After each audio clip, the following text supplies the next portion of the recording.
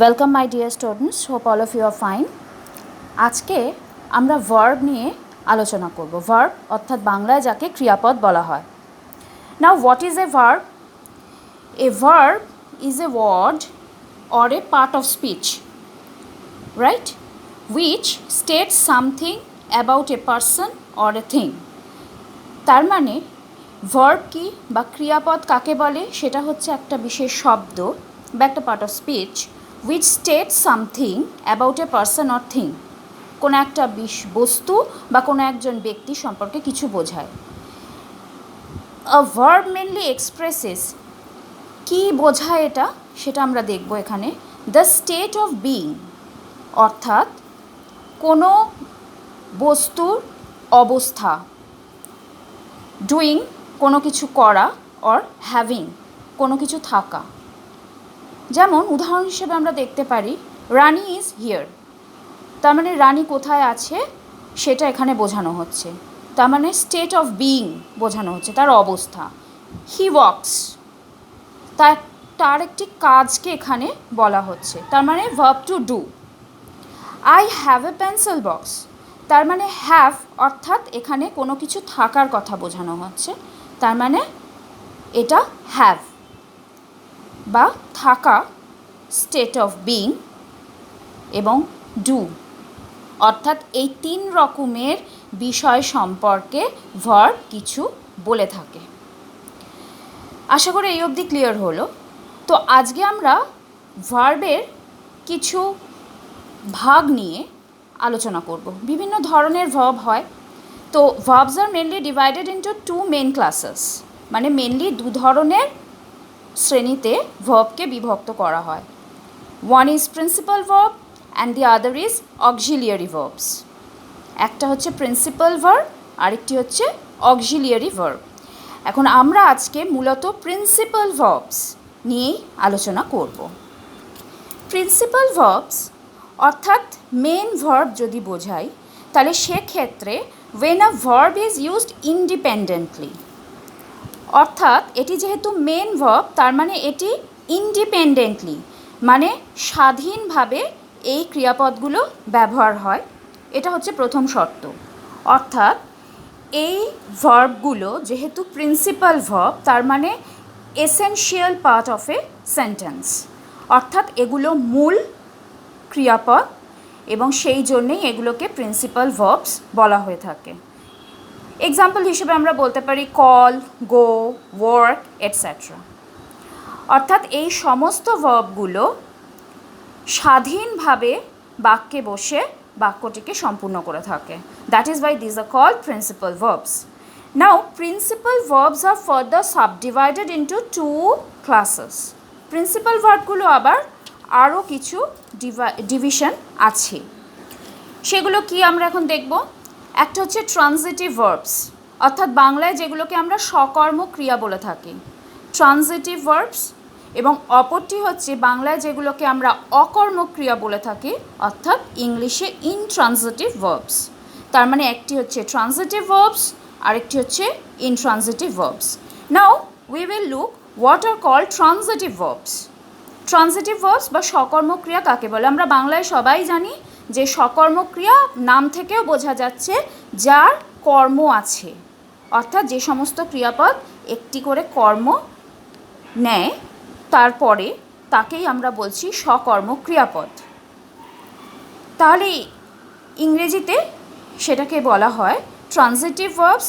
Therefore transitive verbs are those that require an object, object মানে কর্ম, to make the sense clear.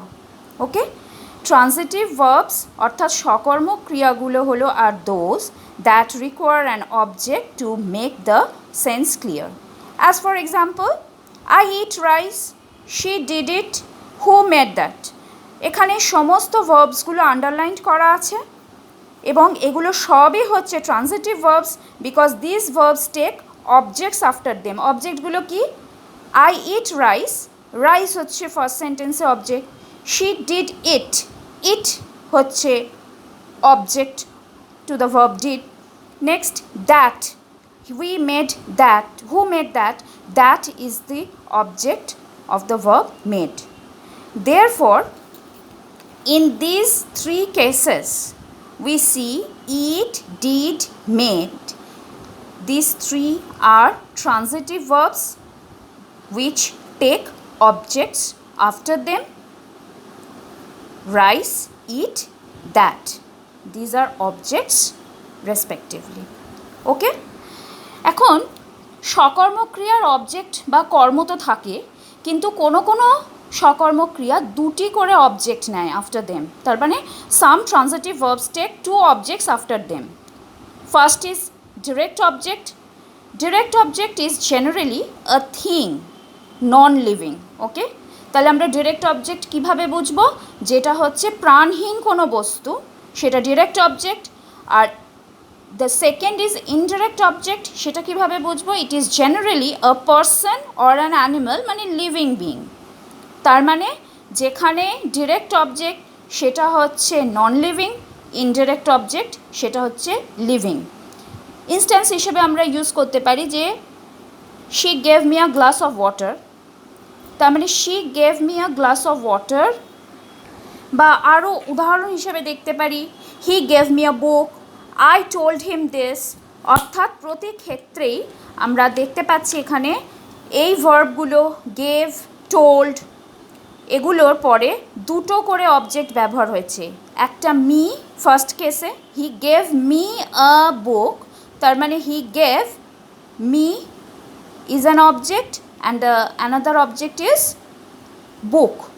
In the second case, told is the transitive verb which takes him as an object and this also another object. Therefore, এখানে এই যখন আমি ডেফিনেশনগুলো বলেছি সেখান থেকে বোঝা যাচ্ছে ডিরেক্ট অবজেক্ট হচ্ছে নন লিভিং, তার মানে বুক, দিস এগুলো হচ্ছে নন লিভিং অবজেক্ট, তাই জন্য এগুলো সব হচ্ছে direct object. And indirect object যেগুলো হচ্ছে পারসন অর অ্যান অ্যানিমাল, মানে লিভিং বিং, তার মানে মি, হিম এগুলো সব হচ্ছে ইনডিরেক্ট অবজেক্ট। তার মানে এর থেকে আমরা এটাও বুঝতে পারছি যে সাধারণভাবে indirect অবজেক্টটা is placed immediately after the transitive verb. In both these cases, look at these examples. I told him, he gave me, তার মানে এইখানে immediately after the transitive verb এই অবজেক্টগুলো বসছে। কিন্তু ডিরেক্ট অবজেক্ট, নামটা যদিও ডিরেক্ট কিন্তু তবুও এগুলো প্লেসড হচ্ছে after the indirect object in both these cases. I think it's quite clear to you now. Now we will discuss about what are the intransitive verbs. Intransitive verbs bolte amra ki bujhi? Intransitive verbs are those that do not require any object to make the sense clear. যখন transitive verb অর্থাৎ সকর্ম ক্রিয়ায় একটা করে কর্ম অর্থাৎ object লাগছে ভার্বের সেন্সটাকে clear করার জন্যে, সেরকমভাবে অকর্মক্রিয়া বা ইনট্রানজিটিভ ভার্বের ক্ষেত্রে they do not require any object to make the sense clear, অর্থাৎ এদের কোনো অবজেক্ট লাগে না। উদাহরণ হিসেবে আমরা বলতে পারি he sleeps, I run, birds fly, all this. Here sleeps, run, fly, these are the intransitive verbs which do not take any object after them to make the sense complete. Therefore, these verbs are called intransitive verbs. Okay? এখন এরপরে আমরা আজকে আরও কয়েক ধরনের verb নিয়ে আলোচনা করব। What are causative verbs? Causative, cause অর্থাৎ কোনো কিছু ঘটানো, causal। তাহলে কজেটিভ ভার্বস বলতে কী বোঝায়? নাম শুনেই বোঝা যাচ্ছে কোনো কিছু ঘটানো হয়, ঘটানো বোঝাতে যে ভার্বগুলো আমরা ইউজ করি যেরকম। তাহলে তার আগে এক্সাম্পল আমরা ডেফিনেশনটা দেখে নিই, তারপর এক্সাম্পল নিয়ে ডিসকাস করছি। Causative verbs are intransitive verbs. Mind it, causative verbs are intransitive verbs used transitively, মানে বেসিক্যালি এরা তো অকর্মক্রিয়া। পজিটিভ ভার্বগুলো অকর্মক্রিয়া বা ইনট্রানজিটিভ ভার্বস, কিন্তু দে আর ইউজ ট্রানজিটিভলি, সকর্মকভাবে ইউজ হচ্ছে in the sense of causing a thing to be done. অর্থাৎ কোনো কিছু ঘটানো বোঝাতে কিছু ইন্ট্রানজিটিভ ভার্বকে ট্রানজিটিভ হিসেবে ইউজ করা হয়, তখন সেগুলোকে কজেটিভ ভার্বস বলা হয়। যেরকম ফর ইনস্ট্যান্স ডোন্ট মুভ যদি আমি বলি, তাহলে এখানে মুভ এটা কোনো রকম কোনো অবজেক্ট এর পরে নিচ্ছে না, therefore it is intransitive verb as it takes no object.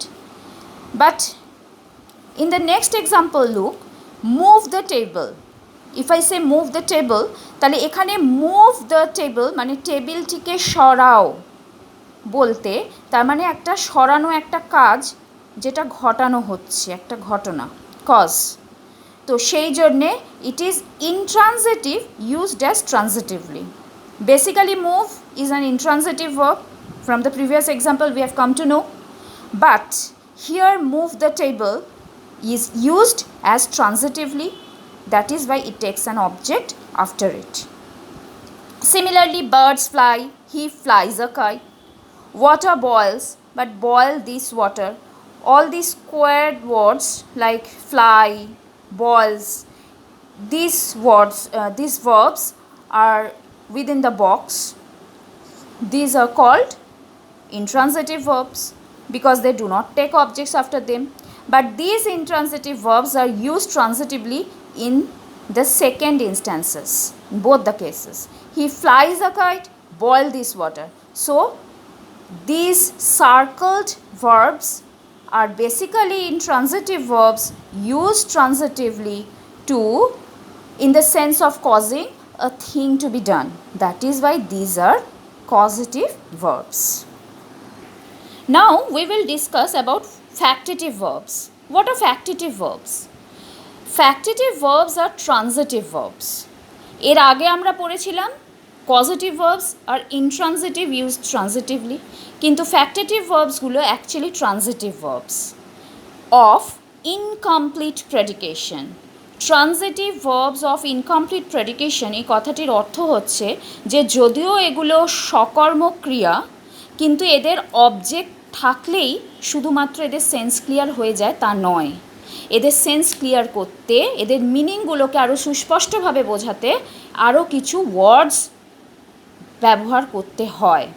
দরকার পড়ে অন্য কিছু শব্দের, যে শব্দগুলো আদার দ্যান অবজেক্টস, অর্থাৎ কর্ম ছাড়া অন্য কোনো শব্দ, যে শব্দগুলো এদের অর্থকে ক্লিয়ার করে, সম্পূর্ণ করে।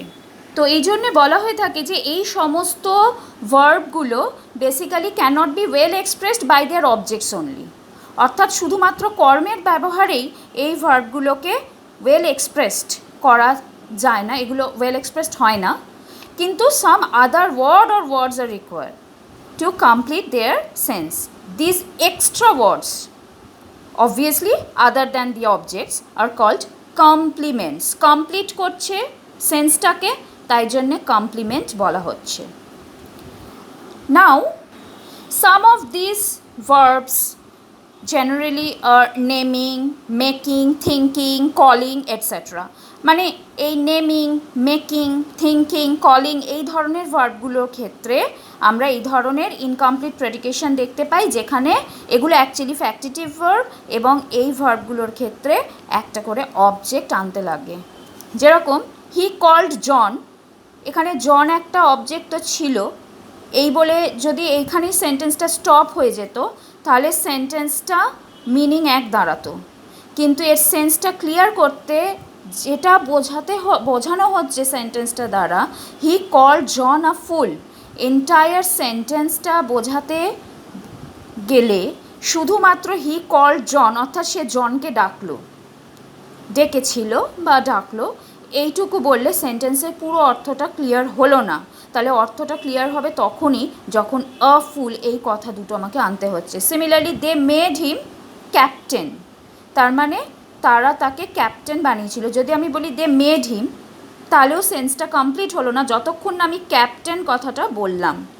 তার মানে এইগুলোর ক্ষেত্রে দেখতে পাচ্ছি জন বা হিম এই দুটো অবজেক্ট থাকার পরেও আরও কিছু ওয়ার্ড বা ওয়ার্ডস আনতে হচ্ছে, সেগুলোকে বলা হচ্ছে কমপ্লিমেন্টস, রাইট? এখন এই ফ্যাক্টেটিভ ভার্বসগুলো জেনারেলি নিড অবজেক্টিভ কমপ্লিমেন্টস। এখন অবজেক্টিভ কমপ্লিমেন্ট কী সেগুলো আমরা এর পরে আলোচনা করব। এখন এই কমপ্লিমেন্টসগুলো generally are of two types. একটা হচ্ছে সাবজেক্টিভ কমপ্লিমেন্ট, আর একটা হচ্ছে already I have mentioned objective complement. তার মানে দু ধরনের কমপ্লিমেন্ট হচ্ছে সাবজেক্টিভ অ্যান্ড অবজেক্টিভ। নাম শুনেই বোঝা যাচ্ছে সাবজেক্টিভ কমপ্লিমেন্টগুলো basically these are complements of intransitive and passive verbs relate to the subject and are called subjective complements. Okay, তার মানে সাবজেক্টিভ কমপ্লিমেন্ট মানে যেগুলো মেনলি, যে কমপ্লিমেন্টগুলো মেনলি সাবজেক্টকে রিলেট করছে, এবং এই কমপ্লিমেন্টগুলো জেনারেলি ইন্ট্রানজিটিভ অ্যান্ড প্যাসিভ ভার্বের ক্ষেত্রে ইউজ হয়।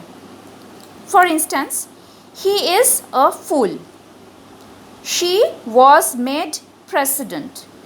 অর্থাৎ এইখানে আমরা দেখতে পাই এই সার্কেলড ওয়ার্ডস ফুল, প্রেসিডেন্ট, এগুলো সবই হচ্ছে subjective complement as they relate to the subjects he and she.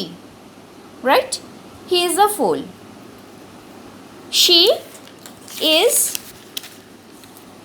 she was made president. So he and she, clearly these two are the subjects of the two sentences respectively. Now these complements are used with copulative verbs, and now what are copulative verbs we will discuss it later. Now generally verbs to be, become, seem, appear, remain, look, grow, এই সমস্ত ভার্বগুলো are common intransitive verbs requiring such complements. অর্থাৎ এই সমস্ত verb two B মানে অ্যাম, is, R, war, ওয়াজ, এই সমস্ত B ভার্বগুলো, become, সিম, appear, remain, look, grow, এই সমস্ত ভার্বসগুলো আমরা যে সমস্ত সেন্টেন্সে ইউজ করি সেইখানে দেখা গেছে যে অবজেক্ট ছাড়াও, যদিও এগুলো হচ্ছে বেসিক্যালি কমন ইন্ট্রানজিটিভ ভার্বস, অর্থাৎ এদের অবজেক্ট লাগে না, কিন্তু তবুও তাদের কিছু কমপ্লিমেন্ট দরকার পড়ে সেন্সটাকে ক্লিয়ার করতে, অর্থাৎ অর্থকে সম্পূর্ণ করতে। বাট এর মানে এই নয় যে এই ভার্বগুলো শুধুমাত্র ভার্বস অফ ইনকমপ্লিট প্রেডিকেশন, তা নয়, কারণ এরা অনেক সময়তে ভার্বস অফ কমপ্লিট প্রেডিকেশন হিসেবেও ব্যবহার হতে পারে। যেরকম গড ইজ, ঈশ্বর আছেন, রিমেন দেয়ার, ওখানে থাকো, অর্থাৎ এই অর্থে যখন আমরা ব্যবহার করছি তখন এগুলো সেন্সকে কমপ্লিট করছে, তার মানে এগুলো তখন ইন্ট্রানজিটিভ ওয়েতেই ব্যবহার হচ্ছে, অর্থাৎ এই ক্রিয়াগুলোর কোনো কর্ম লাগছে না এবং এদের কোনো ইনকমপ্লিশনও বোঝাচ্ছে না, তার মানে এরা কমপ্লিট প্রেডিকেশন হিসেবে ইউজ হতে পারে, আবার কখনো কখনো ইনকমপ্লিট প্রেডিকেশন হিসেবেও ইউজড হয়। Okay, now what are objective complements. এর আগে আমি বলেছি যে ফ্যাক্টিটিভ ভার্বসে অবজেক্টিভ কমপ্লিমেন্টস লাগে। তাহলে অবজেক্টিভ কমপ্লিমেন্টস বলতে complements of transitive and active verbs relate to the object and are called objective complements. অর্থাৎ এর আগেরটা ছিল সাবজেক্টিভ কমপ্লিমেন্ট, সেগুলো সাবজেক্টের, যে কমপ্লিমেন্টগুলো সাবজেক্টের সঙ্গে রিলেট করে, আর অবজেক্টিভ কমপ্লিমেন্ট নাম থেকেই বোঝা যাচ্ছে কমপ্লিমেন্টসগুলো অবজেক্টের অর্থাৎ কর্মের সাথে রিলেট করে, এবং এগুলো আগের ক্ষেত্রে সাবজেক্টিভ কমপ্লিমেন্টের ক্ষেত্রে আমরা দেখেছিলাম ইনট্রানজিটিভ এবং প্যাসিভ ভার্বের ক্ষেত্রে ব্যবহার হয়। অবজেক্টিভ কমপ্লিমেন্ট ঠিক তার উল্টো ট্রানজিটিভ এবং অ্যাক্টিভ ভার্বের ক্ষেত্রে রিলেটেড হয়, ইউজড হয়। Generally objective complements are verbs of naming মানে name, call, term, verbs of making like make, create, appoint, and verbs of thinking like think, consider, suppose, believe, etcetera, এই সমস্তগুলোর ক্ষেত্রে generally take objective complements. এই সমস্ত ভার্বগুলো name, call, term, make, create, appoint, think, consider, suppose, এই সমস্ত, believe, এই সমস্ত ভার্বগুলো জেনারেলি দেখা গেছে অবজেক্টিভ কমপ্লিমেন্ট নিয়ে থাকে। For instance, they named him Ramesh, they elected him chairman, I consider her honest. এখানে এই সমস্ত ভার্বসগুলো নেমড, ইলেক্টেড, কনসিডার, এগুলো আগেই আমি বলে দিয়েছি যে এই ধরনের ভার্বগুলো সাধারণভাবে ইনকমপ্লিট প্রেডিকেশন, এদেরকে বলা হয় ভার্বস অফ ইনকমপ্লিট প্রেডিকেশন, এবং এরা সাধারণভাবে একটা করে কমপ্লিমেন্ট নিচ্ছে। কিন্তু এখানে কমপ্লিমেন্টগুলো যদি আমি লক্ষ্য করি, দে নেমড হিম, হিমটা হচ্ছে অ্যাকচুয়ালি নেমড ভার্বটার অবজেক্ট, তারপরে বসাচ্ছি রমেশ। তার মানে এই রমেশটা ইট ইজ এ সার্কেলড ওয়ার্ড, এই ওয়ার্ডটা হচ্ছে একটা কমপ্লিমেন্ট যেটা কিন্তু বেসিক্যালি রিলেট করছে এই অবজেক্ট হিমকে, নট দে। অর্থাৎ দে ছিল সাবজেক্ট, হিম হচ্ছে অবজেক্ট, এখানে রমেশ কিন্তু হিম অবজেক্টটাকে রিলেট করছে, দেকে নয়।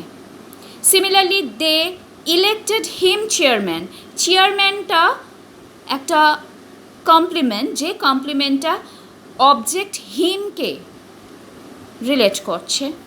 আবার নেক্সট সেন্টেন্সে I consider her honest, honest basically it is also a complement which relate to the word her which is an object. এই হিম, হার এগুলো কোনোটাই কিন্তু বেসিক্যালি সাবজেক্ট নয়, কারণ সাবজেক্টগুলো হচ্ছে they, they and I respectively.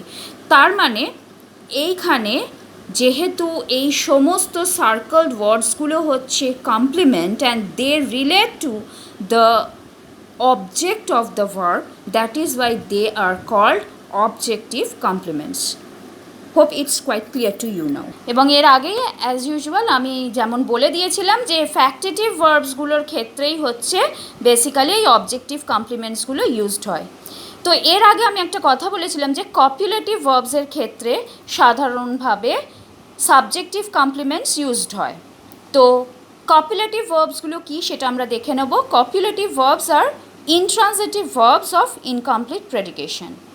ওকে, যেমন ফ্যাক্টেটিভ ভার্বসগুলো ছিল basically transitive verbs of incomplete predication, copulative ভার্বগুলো হচ্ছে intransitive verbs of incomplete predication requiring a complements, requiring complements, sorry, a complement or complements, generally subjective complements. Okay, এগুলো copulative verb আগেই as I have already mentioned যে subjective complementগুলো copulative verb-এর ক্ষেত্রে use হয় to complete the sense. Example, he is ill, she seems tired, etc. And finally, the last but not the least, what are prepositional or group verbs? হ্যাঁ, group verbs বলতে আমরা কি বুঝি, বা prepositional verbs, নাম শুনেই বোঝা যাচ্ছে ভার্বের সঙ্গে প্রিপোজিশনের কোনো একটা কানেকশন আছে। This verbs grouped with prepositions, মানে একটা করে ভার্ব থাকছে কিন্তু তার সাথে একটা preposition that always follows this verbs are used as single transitive verbs. এই ক্ষেত্রে এই প্রিপোজিশনাল আর গ্রুপ ভার্বসগুলো বেসিক্যালি ট্রানজিটিভ ভার্ব হিসেবে ব্যবহার হয়, কারণ এদের পরে একটা করে অবজেক্ট থাকে এবং এই ভার্বগুলো always followed by preposition. For instance, he laughed at them, laughed is a verb and which is also a finite verb, অর্থাৎ সমাপিকা ক্রিয়া, এবং তারপরে ইট is followed by at, which is a preposition. Okay, similarly in the second sentence, he acted on this rule. Acted is the finite verb সমাপিকা ক্রিয়া which is followed by on, a preposition.